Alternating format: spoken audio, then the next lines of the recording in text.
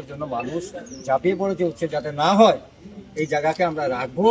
আমরা বদরপুর রেল এলাকায় উচ্ছেদের আগে পুনর্বাসনের দাবিতে সোচ্চার কমলাক্ষ। উত্তর পূর্ব সীমান্ত রেলের অন্যতম সাব ডিভিশন হচ্ছে বদরপুর। এই বদরপুর শহর গড়ে উঠেছে রেল পরিষেবাকে কেন্দ্র করে। স্বাধীনতার অনেক আগে থেকে বদরপুর রেল এলাকায় বসতি রয়েছে হাজার হাজার মানুষের। গত এক বছর থেকে এসব মানুষকে উচ্ছেদ করার নামে নোটিশ পাঠানো হচ্ছে।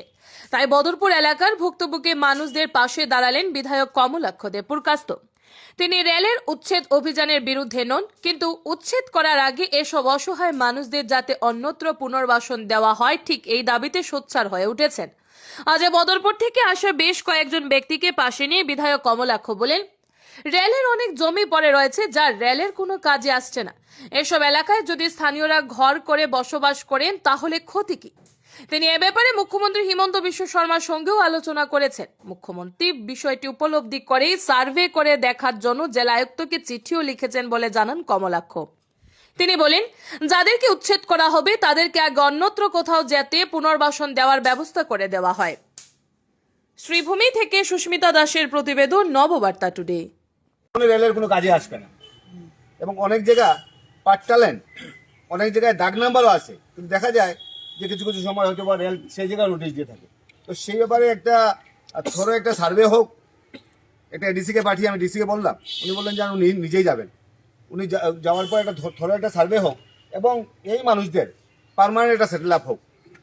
প্রায় ওনাদের ভয়ে দিন কাটাতে হয়, হঠাৎ কোনো সময় নোটিশ চলে আসবে, হঠাৎ উচ্ছেদের ভয়। তো বিশেষ করে আমি মনে করি যে বদরপুর শহর বা বদরপুর এই বিস্তৃত অঞ্চলে বর্তমান সময়ে আমি মনে করি যে উচ্ছেদের কোনো দরকার নেই, বা উচ্ছেদ সে জায়গায় হতেও পারবে না, হওয়াটা সমীচীন নয়। উচ্ছেদের আগে যাতে অন্যত ব্যবস্থা করে দেওয়া হোক, না হলে যে বা যারা যে জায়গায় আছে, ইতিমধ্যে আপনারা দেখেছেন যে কাতিরাইল কাঠিগড়ায় আর ভিলেজ স্বাধীনতার পর, স্বাধীনতার সময় যে পুলিশগুলো আর করে রাখা হয়েছিল, সেই পুলিশগুলোতে আমরা পাট্টা দিতে পারছি না। কেন?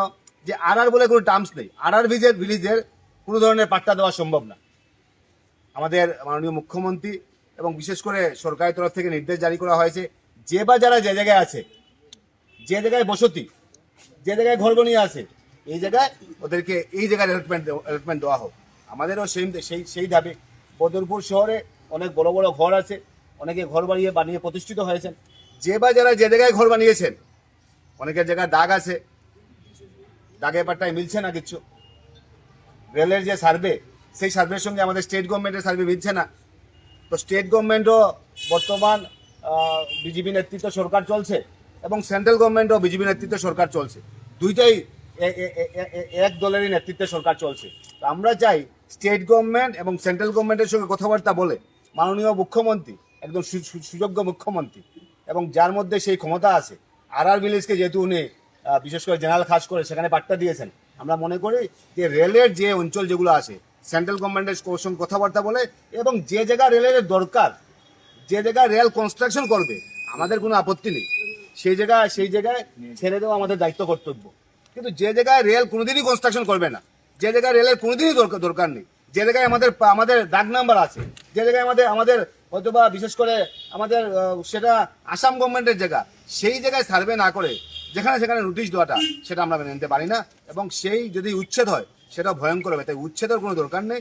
কথাবার্তার মাধ্যমে স্টেট গভর্নমেন্ট এবং সেন্ট্রাল গভর্নমেন্টের কথাবার্তার মাধ্যমে মুখ্যমন্ত্রী দৃষ্টি আকর্ষণ করেছে সামনের দিন এই মানুষগুলো যাতে পার্মানেন্ট সেটেল আপ হয় এবং পার্মানেন্টলি যাতে বদরপুরের সমস্যা যাতে সমাধান হয়, তার জন্য আজকে জেলা শাসকের সঙ্গে আমরা দেখা করি এবং মাননীয় মুখ্যমন্ত্রী যে চিঠি দিয়েছেন সেই চিঠিটা আমরা জেলা শাসককে দিই। উনি আমাদেরকে আশ্বস্ত করেছেন উনি ব্যক্তিগতভাবে সেখানে যাবেন এবং সেখানে গিয়ে যাতে সবার সঙ্গে কথাবার্তা বলে যেভাবে হোক সেই সমস্যা যাতে সমাধান করা যায়, তার জন্য নিশ্চয়ই কথা নেবেন। আমি ধন্যবাদ জ্ঞাপন করেছি মাননীয় মুখ্যমন্ত্রী। মানে প্রায় 15,000 টোটাল 15,000 নোটিশ দিয়ে আর ইন্ডিভিজুয়ালি সবাইকে কথা হচ্ছে যে আমি প্রথমেই আমাদের উত্তর করিমগঞ্জের বিধায়ক কমলাক্ষ দে পুরকাস্তকে এবং বর্তমানে কালাইনের ভারপ্রাপ্ত প্রতিনিধি ভারতীয় জনতা পার্টি এখানে ওনাকে সিলেক্ট করেছেন। ধন্যবাদ জানাই বদরপুরবাসীর পক্ষ থেকে। উনি বারবার যখনই আমরা এইরকম সমস্যায় পড়ি, বিশেষ করে যাদেরকে উচ্ছেদ করার জন্য বারবার সরকার নোটিশ দিচ্ছেন।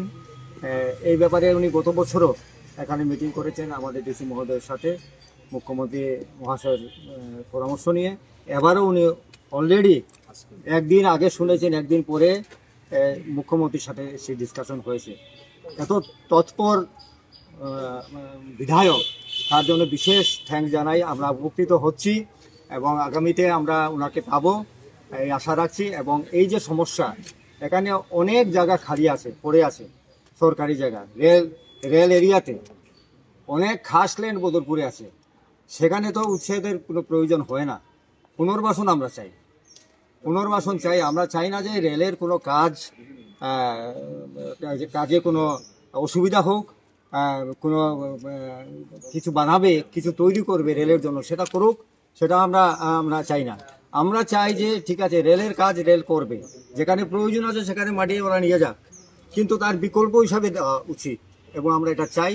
এবং এটার জন্য আমরা বৃহত্তর আন্দোলন করব উত্তরপুরের পক্ষ থেকে। আমরা যেখানে মানুষ ভিক্টিমাইজ হচ্ছে বা হবে, এরকম একটা নোটিশ প্রতি বছর এটা দেওয়া হয়। আমরা আমাদের দাবি হচ্ছে যে এটা পার্মানেন্টলি সেটেল করা হোক। আর যখন রেলের কোনো জায়গা লাগবে সেটাতে আমরা বাধা সৃষ্টি করব না, কিন্তু আমরা আগে পুনর্বাসন চাই। উচ্ছেদ যাদেরকে করা হবে তাদেরকে জায়গা দিতে হবে আগে, এটা আমাদের দাবি, এটা আমাদের মৌলিক অধিকার। আমরা যারা গরিব দরিদ্র মানুষ এখানেই বাস করে বেশি। আমি বক্তব্য আর দীর্ঘ রাখবো না।